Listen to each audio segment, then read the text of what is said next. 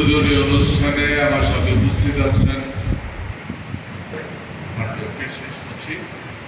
BADC chairman, BADC এবং এই অফিসের বা এই প্যাকিং ইউনিটের সাথে যারা জড়িত অনেকদিন ধরে পরিশ্রম করেছেন, উপস্থিত রপ্তানি কারক বৃন্দ, উৎপাদনকারী বৃন্দ, সাংবাদিক ভাইয়েরা, আসসালামু আলাইকুম।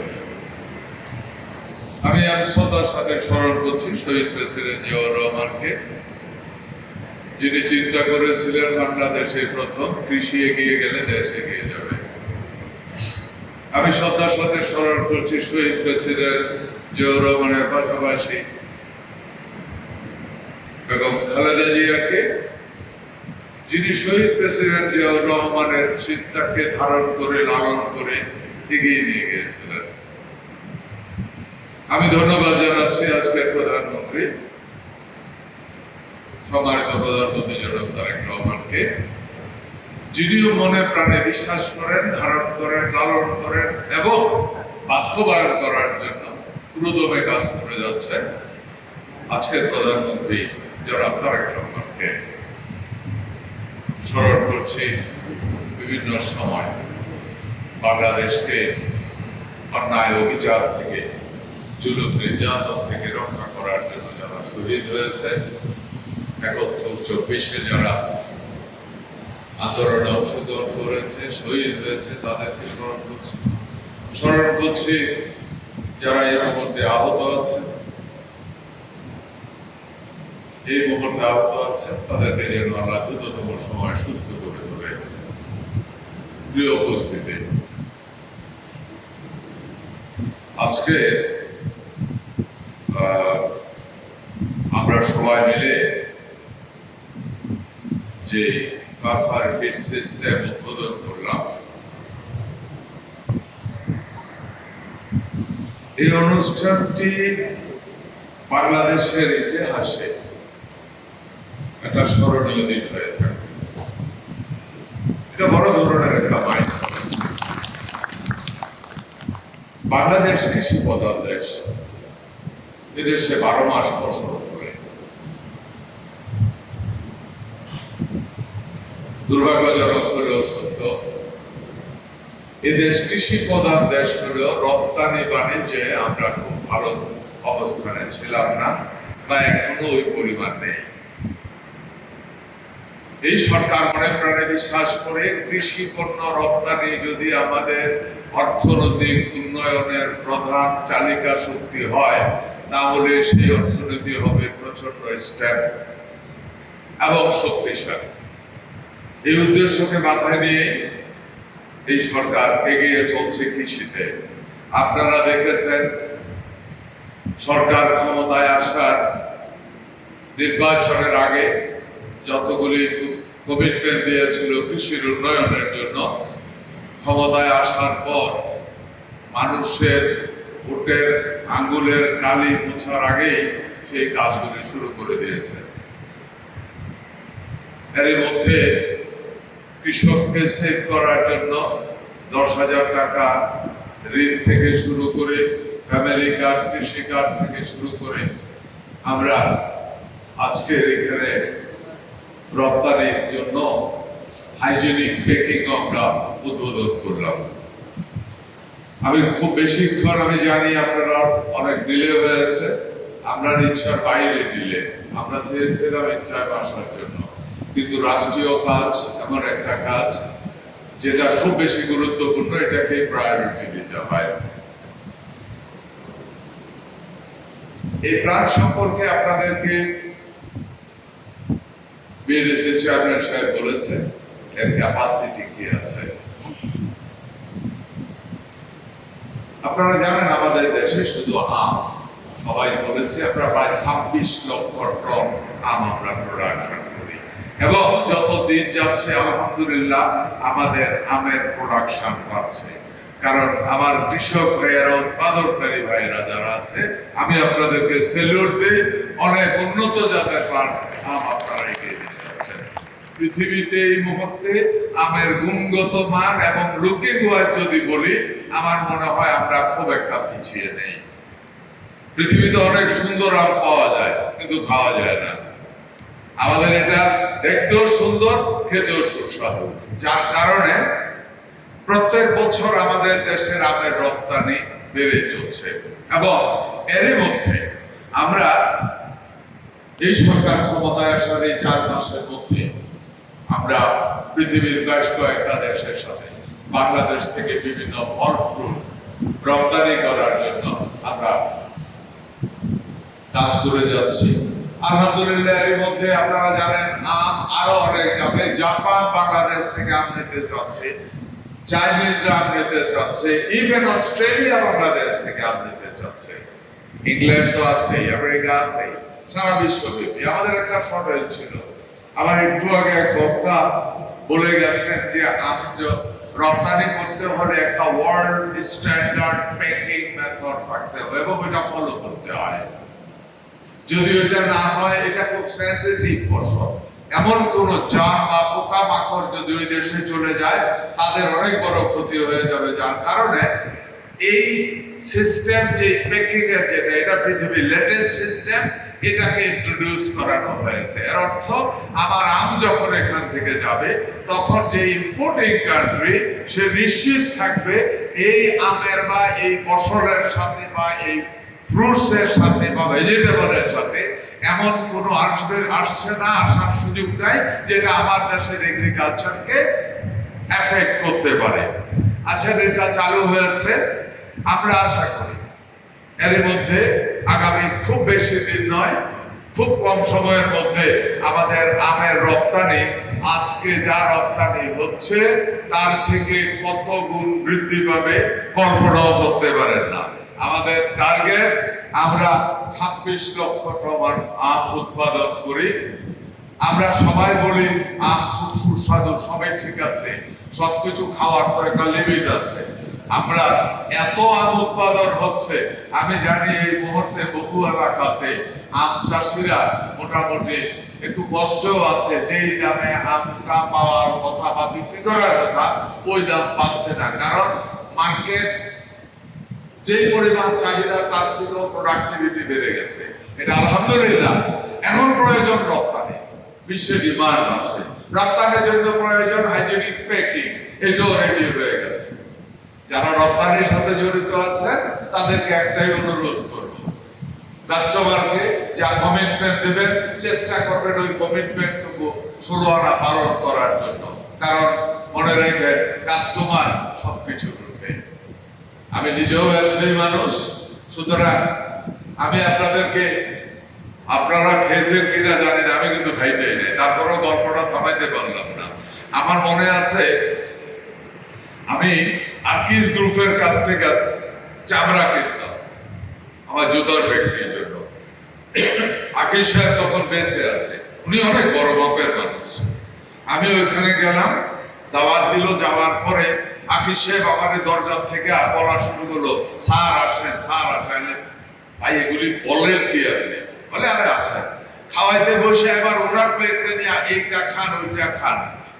আমি অ্যাকচুয়ালি ওনার টার্নওভারের তুলনায় আমি একেবারে ছোট্ট বায়ার, একেবারে মাইক্রোস্কোপিক বায়ার ওনার টার্নওভারের তুলনায়। এক পর্যায়ে আমি বললাম যে ভাই আপনি যে আমাদের সার সার শুরু করছে, তার মানে আমি তো ওনার দ্বিতীয়বার না আসি? না, যে কি, যে আপনি কাস্টমার, আপনি সব কিছুর ঊর্ধ্বে, আমার কাছে সবচেয়ে শ্রদ্ধেয় ব্যক্তি আপনি, কারণ আপনি কিনলে আমার ফ্যাক্টরি চলবে, আপনি কিনলে আমার ব্যবসা হবে। ব্যবসায়ী সমাজ যারা আছেন, রপ্তানিকারক যারা আছেন, তাদের উদ্দেশ্যে এই কথাটুকু বললাম, এই গল্পটুকু বললাম। আসেন, এই এখান থেকে আমাদের শুধু যে আম রপ্তানি করতে পারবো তা না, যে কোনো ফল এখান থেকে আমরা সিস্টেমেটিক ওয়েতে করতে পারবো। যেমন মনে করেন আপনারা এখানে লিচি করতে পারবো, আমাদের এখান থেকে আলু, পেঁপে, টমেটো, ইভেন আলু, আপনি জানেন মিষ্টি আলু যাচ্ছে প্রচুর। শুধু তাদেরকে যদি গ্যারান্টি দেওয়া হয়, এবং আলুটা যাচ্ছে জাপানে, তাদেরকে যদি গ্যারান্টি দেওয়া হয় ভাই এই ধরনের ট্রিটমেন্টে যাবে, এরা ইমিডিয়েটলি বাড়াবে। কারণ জাপান এখন ভাত কমিয়ে দিচ্ছে, মিষ্টি আলু বাড়িয়ে দিচ্ছে। এবং ওই ভ্যারাইটিটা আমাদের দেশে অলরেডি প্রোডাকশন হচ্ছে, থ্যাঙ্কস টু আল্লাহ। আপনি দেখেন বরুদ, আমি একবার ইংল্যান্ডে গিয়ে বহুত খুঁজলাম, গ্রামে গিয়ে কি খুঁজতেছেন, তাহলে ইংল্যান্ডে বরুই গাছ নাই, কয় না পুরো ইংল্যান্ডে একটা বরুই গাছ বলেন।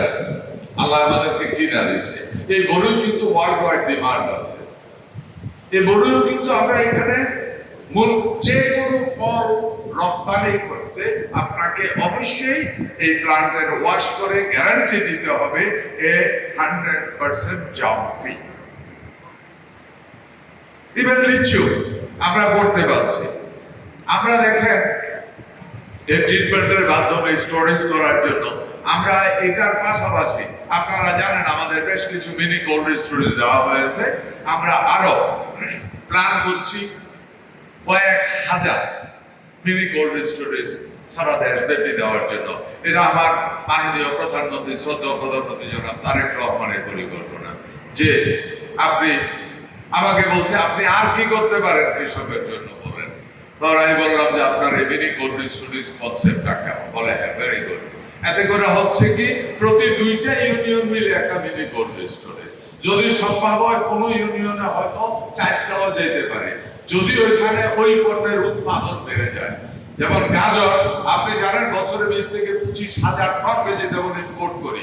এর প্রধান কারণ এই মুহূর্তে যে টমেটো খাচ্ছেন ম্যাক্সিমাম ইম্পোর্টেড, অথচ আমার সিজনে যদি এই টমেটো গুলি আমি স্টোরেজ করতে পারতাম পুরো বছর কৃষক ভালো দাম পাইতো এবং মানুষও ন্যায্য দামে এটা ভোগ করতে পারত। এই কারণে মিনি কোল্ড স্টোরেজের কনসেপ্টে যাচ্ছি। আমরা প্রত্যেকটা জিনিসের একটাই উদ্দেশ্য, উৎপাদিত পণ্য যেন নষ্ট না হয়, উৎপাদনকারী উৎপাদন যারা করবে তারা যেন ন্যায্য দাম পায় এবং ভোক্তা যারা থাকবে তারাও যেন রাউন্ড দ্য ইয়ার একটা স্টেবল প্রাইসের ভিতরে উপভোগ করতে পারে। আমাদের এখানে সমস্যা অনেক ছিল, আছে। আমাদের কাজ, আমাদের সরকার গণতন্ত্রের সরকার, আমাদের সরকার জনগণের ভোটে নির্বাচিত সরকার। ন্যাচারালি আমাদের কমিটমেন্ট জনগণের কাছে আছে। আমরা যে কমিটমেন্ট দিয়েছি ওই অনুযায়ী আমরা এগিয়ে যাচ্ছি। তার মধ্যেও এই যে একটু আগে উনি যে কথাটা বললেন, ধন্যবাদ আপনাকে। আপনি বলেছিলেন, কে বলেছিলেন? আপনি বলেছিলেন রপ্তানির প্রশ্নে ওয়ান স্টপ সার্ভিস। আমি আপনাকে আজকের এখানে দাঁড়িয়ে স্পষ্টভাবে ঘোষণা দিচ্ছি, এখন থেকে আগামীকাল থেকে এখানে মাল আসবে, মাল ওয়াশ হবে, মাল প্যাকিং হবে, বের হওয়ার আগে এই অফিসে ঢুকবেন, এই যে দেখেন কোয়ারেন্টাইন আমি এখানে নিয়ে আসছি। আমার প্রথম তথ্য ছিল এটা চালু হবে মেইনলি রপ্তানিকারকদের জন্য, ওয়াশ হবে এখানে। আমার কোয়ারেন্টাইনের জন্য উনি কোথায় যাবে? ওয়ান স্পট সার্ভিস যদি না হয় তাহলে পৃথিবী এগিয়ে যাবে না, আমরা এগিয়ে যেতে পারবো না। যার কারণে আগামীকাল থেকে এখানে কোয়ারেন্টাইন অফিস চালু থাকবে। রপ্তানিকারকেরা এখান থেকে কমপ্লিট করে এখানে কোয়ারেন্টাইন করে আপনি টাকা উঠাবেন, সোজা চলে যাবেন। আমিও কিন্তু ব্যবসা, রপ্তানি ব্যবসা আমার জীবনের প্রথম ব্যবসা। সুতরাং যারা রপ্তানিকারক আছেন, উৎপাদনকারী আছেন, কৃষক ভাইয়েরা, আম ফলার আর কাঁঠাল ফলার, আমি জাত কৃষক, আমি আপনাদের বন্ধু, আপনাদের সুখ দুঃখ আমি বুঝি। ব্যবসায়ী ভাইয়েরা, যেহেতু আমি ব্যবসার সাথে জড়িত, আমি আপনাদের সমস্যাগুলিও দেশের প্রয়োজনে, জনগণের প্রয়োজনে, দেশের অর্থনীতির প্রয়োজনে সবাই আগে আমি সার্ভ করব। আপনারা কিন্তু কোয়ারেন্টাইন চাইছেন, আরেকটা সমস্যা রপ্তানিকারকরা আছে, আপনারা চান নাই আমার কাছে। কিন্তু রপ্তানিকারক হিসেবে আমি গুনে রাখছি আরেকটা সমস্যা আছে। এয়ারপোর্টের ভিতরে আপনারা এই যে মালটা নিলেন, নিয়ে রওনা দিলেন, ওইখানে কিন্তু আপনার এই রপ্তানিকৃত পণ্যের রাখার জন্য, শর্ট টাইম রাখার জন্য কোনো শেড নাই। হ্যাঁ, ওকে। ও আপনারা আমার অফিসে গেছিলেন, রাইট। ওনারা আমারে বলার পর আমি বললাম যে ভাই কথা দিলাম এটা আমি করবো, কারণ আমি বুঝি একটা পণ্য এটা প্যাকিং হয়ে অলরেডি রওনা দিয়েছে, ওইখানে যাওয়ার পর হয়তো ফ্লাইট একটু লেট আছে, কোথাও না কোথাও তো কাস্টম শেষ করার পর ওইখানে রাখতে হইলো, একটু পরে যখন বৃষ্টি আসবে পুরো প্যাকিংটাই স্পয়েল হবে। সুতরাং আমরা সিদ্ধান্ত নিয়েছি ওইখানে নর্মাল শেড না, ওইখানে শীতাতপ নিয়ন্ত্রিত টেম্পারেচার কন্ট্রোল শেড করা হবে। কারণ আমার আম বের হইব না, এটা যদি রোদের মধ্যে আমি শেড রাখলাম, এটা যখন হিট পড়বে তখন আম পেকে যাবে। আপনারা জেনে খুশি হবেন, আমাদের বন্ধু দেশ চায়না আমাদের কাছ থেকে কাঁঠাল আমদানি করার জন্য আগ্রহ দেখিয়েছে। এর মধ্যে আমরা কিছু কাঁঠাল তাদেরকে দিয়েছি, তারা টেস্ট করেছে, ওটার জন্য কিছু নিয়ম মানতে হয়, এর ভিতরে এটা একটা। আমার ভালো লাগছে, আমি জানি আম চাষি যারা আছে এখন বলে এটা আমাদের কোয়ালিটি কন্ট্রোল মেইনটেইন করে, মানে গুড কোয়ালিটি ফুড এটা ডিক্লেয়ার করতে পারে আম চাষিরা। তারা বলে যে এটার মধ্যে no pesticide, no fertiliser, nothing. ওই সিস্টেম দিয়ে তারা কোয়ালিটি ফুড হিসেবে ডিক্লেয়ার করে প্রোডাকশনের সিস্টেম চাষিরা শুরু করেছে। এক জায়গায় যেহেতু শুরু হয়েছে, সারা বাংলাদেশে হবে ইনশাআল্লাহ। কারণ বাঙালিরা বোকা না, সুযোগের অপেক্ষায় ছিল, সুযোগ এসে যাচ্ছে, আপনাদের সহযোগিতা চাই।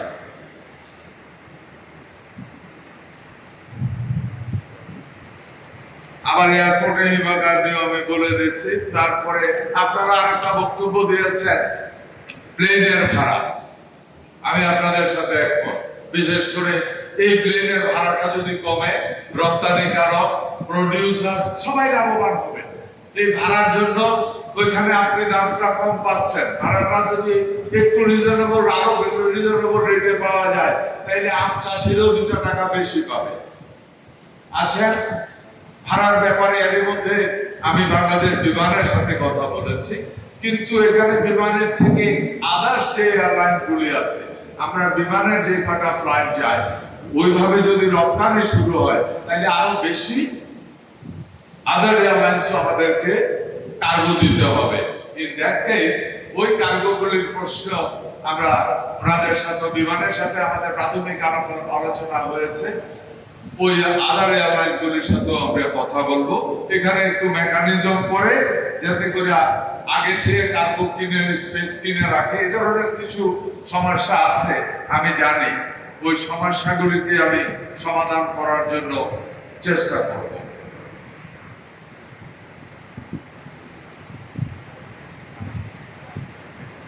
প্রিয় উপস্থিতি, আমি বক্তব্য দীর্ঘায়িত না করে শুধু এইটুকু বলবো, আমাদের পণ্য, আমাদের এগ্রিকালচার পণ্য সারা বিশ্বব্যাপী ডিমান্ড আছে। ইউরোপ আমেরিকা থেকে শুরু করে এশিয়ার বিভিন্ন দেশে ডিমান্ড আছে। আম বলেন, কাঁঠাল বলেন, লিচি বলেন, বড়ই বলেন, কোনটা নাই, সব গুলিয়ে যেতে পারে। প্রয়োজন আমাদের সততা, আমাদের চেষ্টা, সরকারের যতটুকু করার প্রয়োজন সরকারের পক্ষ থেকে আমি আপনাদেরকে কথা দিচ্ছি, কৃষি মন্ত্রী হিসাবে যতটুকু করা সরকারের পক্ষে সম্ভব 16 আনা সহযোগিতা আপনাদের। আমি আর বক্তব্য দীর্ঘায়িত না করি, ধন্যবাদ আপনাদেরকে এখানে উপস্থিত হওয়ার জন্য, ধন্যবাদ সাংবাদিক ভাইদেরকে। আপনারা সহযোগিতা করবেন, প্রচার প্রচারণার মাধ্যমে মানুষকে উৎসাহিত করবেন, তাহলে মানুষের সাহস বাড়বে, উৎসাহ বাড়বে, উদ্দীপনা বাড়বে, এগ্রিকালচার এগিয়ে যাবে। এগ্রিকালচার এগিয়ে গেলে দেশ এগিয়ে যাবে, দেশ এগিয়ে গেলে আগামী প্রজন্ম একটা সুন্দর বাংলাদেশ পাবে। ধন্যবাদ সবাইকে। আল্লাহ হাফেজ। বাংলাদেশ জিন্দাবাদ। আসসালামু আলাইকুম।